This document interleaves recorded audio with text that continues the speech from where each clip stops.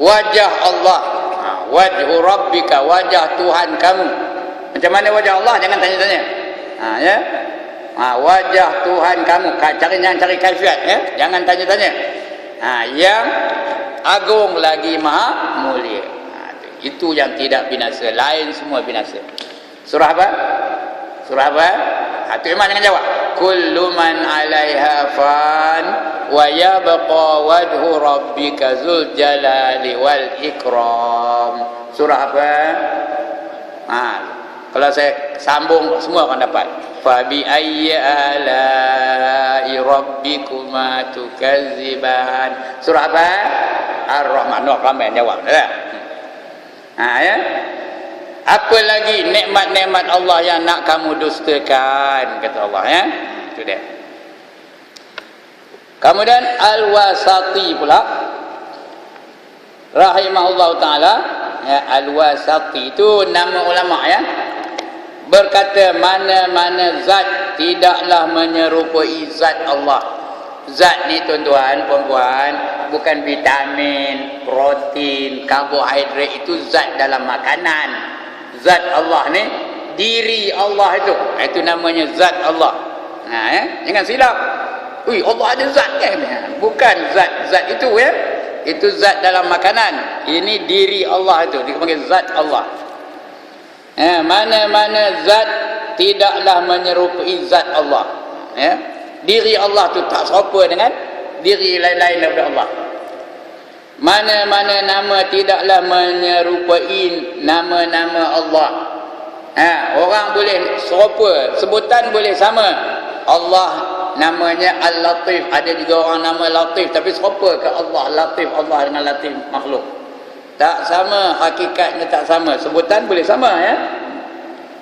Mana-mana perbuatan tidaklah menyerupai perbuatan Allah. Kita buat sesuatu, Allah pun buat sesuatu, serupa ke tak? Tak serupa. Perbuatan Allah yang tak campur tangan dengan manusia, tak ada berubah pun selama-lamanya rupa itu. Tengok matahari itu, Allah yang cipta matahari. Ada pernah korang cahayanya? Ada pernah korang ke cahayanya? Ada pernah matahari itu gagal untuk mengeluarkan cahaya? Ada pernah matahari itu sakit perut? Ada pernah matahari itu MC? Tahu MC? Aku ada MC hari ni, doktor bagi aku cuti. Ada kan? Ya? Tak ada. Serupa itu dulu, kini dan selama-lamanya serupa itu dalam matahari, ya. Kenapa? Tidak ada campur dengan perbuatan makhluk. Allah dirikan sendiri, Allah jadikan sendiri. Tapi perbuatan makhluk, ya, makin lama makin berubah, makin lama makin berubah, makin lama makin berubah. Ya, kira ada bangkangan. Kalau perbuatan makhluk, ya, tengok mikrofon ni, perbuatan makhluk. Dulu apa ni kan? Dulu orang mana apa mikrofon? Besar pun nak pegang pun berat pun ni, ya. Sekarang ni tak payah pegang. Esok ada lagi canggih, lusa lagi canggih, tahun depan lagi canggih lagi. Dia makin lama makin canggih, makin lama makin canggih, makin lama makin canggih. Itu perbuatan manusia. Bila dia lebih canggih, maknanya perbuatan tu tak sempurna. Bila tak sempurna, boleh diubah suai, boleh dimodify, boleh diimprovekan. Kerana tak sempurna. Dia tak percaya dah macam saya ni, betul ke tak? Tengok mentokak. Tahun 50-an punya mentokak mana rupanya? Mana rupanya? Dia pun tak tahu lah mana ada demo tahun 50-an. Orang-orang yang sebaya dengan saya ni. Mana rupa mentokak tahun 50-an? Tak pernah tengok mentokak Austin A50, tak pernah tengok. Nak nyetat je macam mana? Pakai yang kalau orang mengah pensan tu pun. Sekarang mentokak macam mana rupanya? Ada aircon dalamnya, start pun sekali start aja, ya. Ya. Dan berbagai-bagai aksesori ada dalam itu. Tengok Pajero bila dia berjalan aja, jalan tontak-ontak pun dia dalam steady, itu keadaan hari ini. Makin lama makin baik, makin lama makin canggih, makin lama makin bagus, makin lama makin sempurna. Kenapa? Perbuatan orang dulu tak sempurna. Bila tak sempurna boleh diubah sesuai. Tapi perbuatan Allah, ada orang modify matahari. Ada orang modify bulan. Ada orang modify bintang. Tak ada. Perbuatan Allah itu sempurna. Dah tak boleh. Tak ada apa cacat lagi dah. Tidak ada kekurangannya. Sebab itu zat tak sama ya. Perbuatan pun tak sama. Dan mana-mana sifat tidaklah menyerupai sifat-sifat Allah. Kecuali dari segi bahasa sahaja. Kerana kita tak tahu nak mencipta bahasa lain daripada bahasa yang Allah bagi. Bahasa itu pun Allah yang izinkan. Itu baru boleh kita gunakan bahasa tu. Kalau tak tahu kita nak nyebut dengan apa ni ilmu Allah dengan ilmu manusia tak sama ya. Dari segi bahasa ada. Yang menyerupai Maha suci zat Allah yang qadim daripada menyerupai sifat-sifat makhluk yang baru. Begitu juga mustahilnya ada sifat-sifat qadim pada zat yang baru. Kalau zat tu baru dia tak boleh qadim. Artinya tidak boleh sedia. Qadim tu artinya sedia ya. Tidak boleh sedia kerana dia baru. Bila baru tentu dia tak sedia ya. Mustahilnya ada sifat-sifat qadim pada zat yang baru. Kemudian i'tiqad demikian adalah i'tiqad ahli al-haq. Inilah dia i'tiqad yang sebenarnya. Al-haq itu kebenaran. I'tiqad yang sebenar-benarnya dipanggil al-haq. Al-haqqu min rabbik fala takunanna minal mumtarin, kata Allah ya. Yang hak adalah dari Tuhan kamu, jangan kamu menjadi orang yang ragu-ragu. Dan ahlu sunnah wal jamaah, kita nilai ahlu sunnah wal jamaah ya. Jangan bukan ada i'tiqad lain daripada ahlu sunnah wal jamaah. Said Qutb rahimahullah ta'ala, ada kamu nak dengar nama Said Qutb ni? Dia ni pengasas jemaah Ikhwanul Muslimin. Umur 10 tahun dah hafal Quran. Di zaman Jamal Abdul Nasir. Dia ditangkap dan dimasuk ke dalam penjara. Di dalam penjara dia mengarang kitab tafsir yang terkenal. Namanya apa? Fi Zilalil Quran, nama tafsirnya. Akhirnya Said Qutb ni dihukum gantung. Tembak ke gantung. Saya dengar gantung agaknya ya. Dihukum gantung dalam penjara. Tahun 1965 dia dihukum gantung dalam penjara. Ini Said Qutb, pejuang Islam yang sangat gigih. Dia mengasaskan, bukan mula-mulanya, pengikut Hasan al-Banna dalam gerakan Ikhwanul Muslimin. Ada ke pernah dengar Ikhwanul Muslimin? Pernah memerintah Mesir beberapa ketika dulu, digulingkan oleh seorang yang bernama As-Sisi. Jangan tak pernah dengar ke ni? Sekarang ni siapa jadi presiden Mesir? As-Sisi. Itulah yang menggulingkan orang daripada Ikhwanul Muslimin tu. Siapa nama presiden yang kena guling tu? Dr. Mursi namanya, Dr. Mursi. Dia tu hafal Quran. Dia nak melaksanakan undang-undang Islam di Mesir. Maka berlaku kocak-kacir di dalam negeri Mesir. Dia pun hafal kuasa. Sekarang ni dia masih berkuasa di Mesir.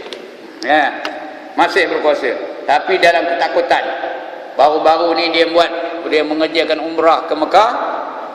Ketika dia tawaf tu, beratus-ratus pengawal menjaga dia. Kerana risau benar, takut orang nak bunuh dia. Bukannya seorang dua pengawal, dah beratus-ratus menjaga dia. Dengan senapang, dengan apanya, orang lain dekat pun tak bagi dia. Dia mengerjakan umrah di Mekah. Itu nama As-Sisi namanya. Ini Said Qutb ni bukanlah zaman kita ni, dia dah mati, dibunuh pada tahun 1965. Apa kata Said Qutb? Dalam mentafsirkan ayat tadi, ayat apa tadi? Yang tadi, fala taqribu lillahil amsal tadi ya.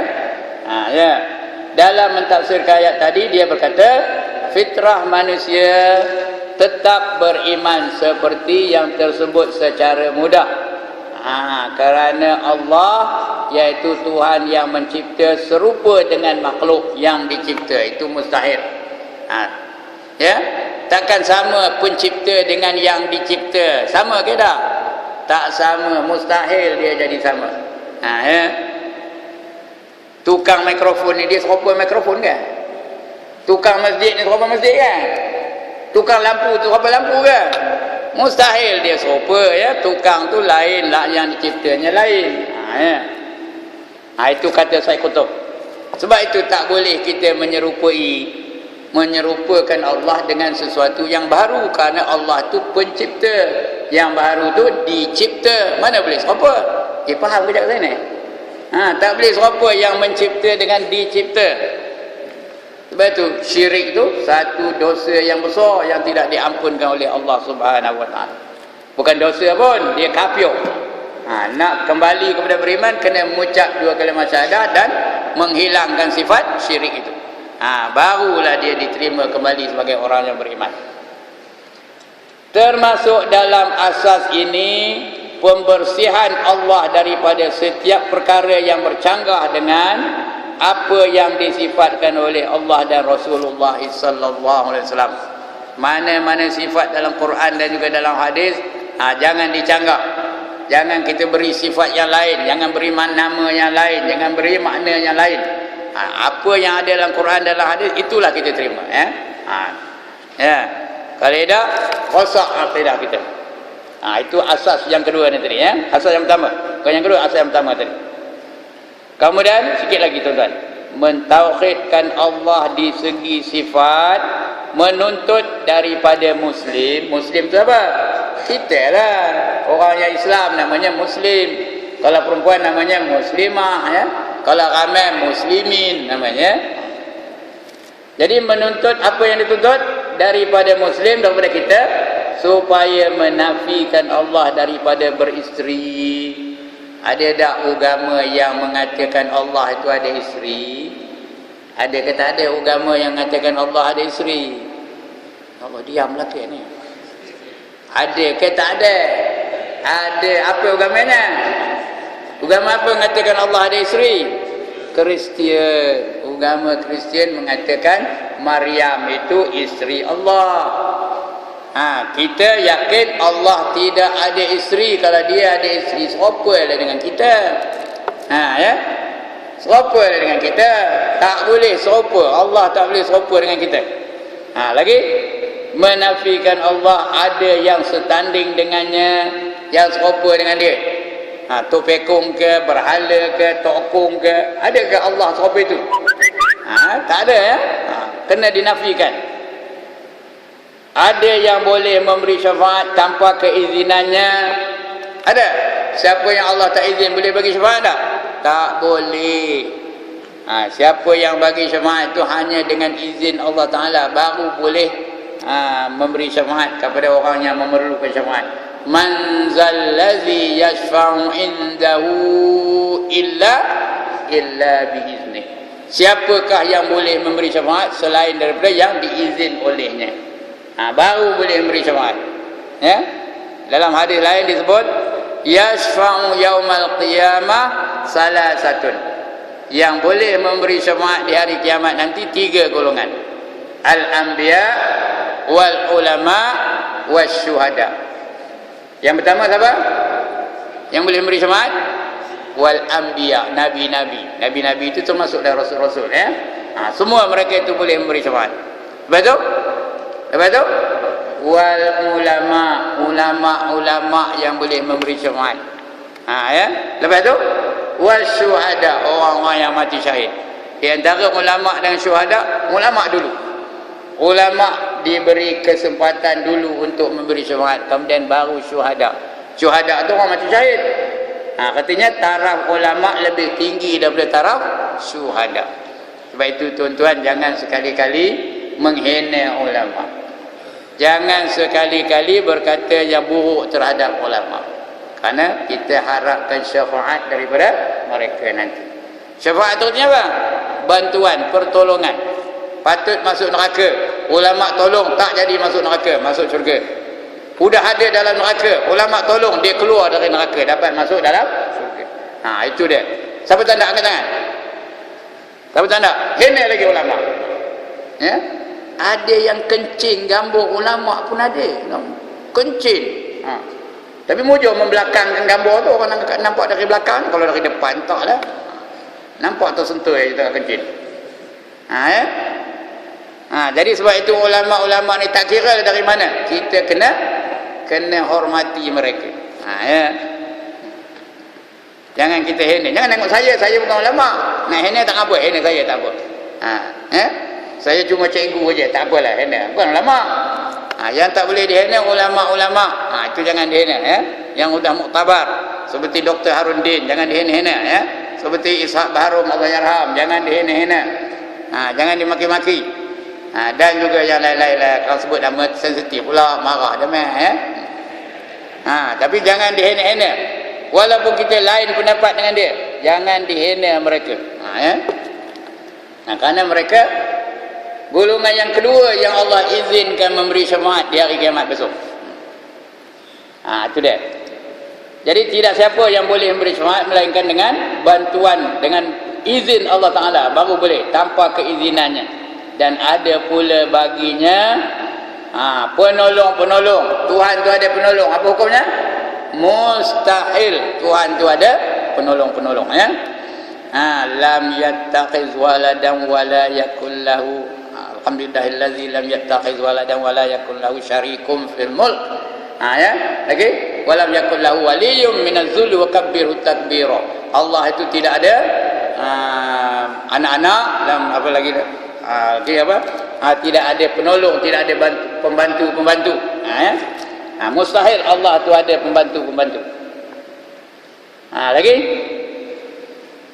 juga menuntut daripada Muslim supaya mensucikan Allah daripada segala sifat-sifat kekurangan. Jangan kita mengatakan Allah tu ada sifat kekurangan seperti tidur. Allah tak pernah tidur. Ada tak ayat yang mengatakan Allah tak pernah tidur? La ta'khuzuhu sinatun wala naum. Dia tak pernah mengantuk dan tak pernah tidur. Yang gemuk ngantuk siapa? Allah tak tahu dia meh. Yang gemuk ngantuk siapa? Yang gemuk tidur siapa? Tengok tu, ada tak jam? Tidur tu. Nombor satu sedap tidur bila? Nombor satu sedap tidur bila? Nombor satu ketika Tok Imam baca khutbah, itu nombor satu. Bila naik aja Tok Imam tu, alhamdulillahil qail, kata dia mula. Belum lagi tu baru mula ya. Lepas tu menengkor, dengar bunyi. Itu dia. Nombor dua, majlis ilmu macam ini. Tengok ada tak yang dah tidur? Kalau ada pun dah jagalah tu, dia takut kan tu. Ya, itu kita. Allah tak ada tidur, tak ada mengantuk. Kerana itu dua-dua tu menyerupakan kelemahan, kekurangan. Seperti tidur, lemah, penat, mati, jahil, zalim, lalai, lupa, mengantuk dan sebagainya. Itu tak ada. Allah tu tak pernah tidur, tak pernah mengantuk, tak pernah lemah, tak pernah penat, tak pernah mati, tak akan mati-mati, tak pernah jahil, tak pernah zalim, lagi tak pernah lalai, tak pernah lupa, tak pernah mengantuk dan sebagainya. Itu dia yang pertama. Asas ini kena ada. Bahawa Allah, kesimpulannya, Allah itu tidak ada sebarang kelemahan, tidak ada sebarang kecacatan, tidak ada sebarang kekurangan. Kalau ingat yang ini, bagus dah tu. Ingat yang ini, yang lain tak ingat tak apa. Yang pertama, Allah tidak ada sebarang kekurangan. Kita sebut subhanallah, artinya sempurna segala-galanya Allah Ta'ala. Asas yang kedua,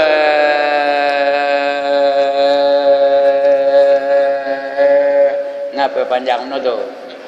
Udahlah tu. Dia memang udah mula-mula bersilap, tu selemput, tu silap balik, tu selemput balik. Rasa-rasa nak baring, segan pula ustaz ada depan. Udahlah tu sebelum dia main baring ya. Sekian. Ada masalah? Silakan. Tak ada masalah. Alhamdulillah. Banggalah saya. Ngapa bangga? Ngapa bangga? Kerana dapat murid-murid yang bijak-bijak belaka. Asal dia ajar dapat, asal dia ajar dapat, asal dia ajar dapat. Mana nak mencari macam tuan-tuan dan perempuan ni? Ya. Hanya ada di Masjid Batu Gajah sahaja. Ya. Okey, sekian dulu. Ampun maaf. Aqulu qauli hadza wa astaghfirullahal azim li wa lakum wa lisairil muslimin wal muslimat wa ya fauzal mustaghfirin.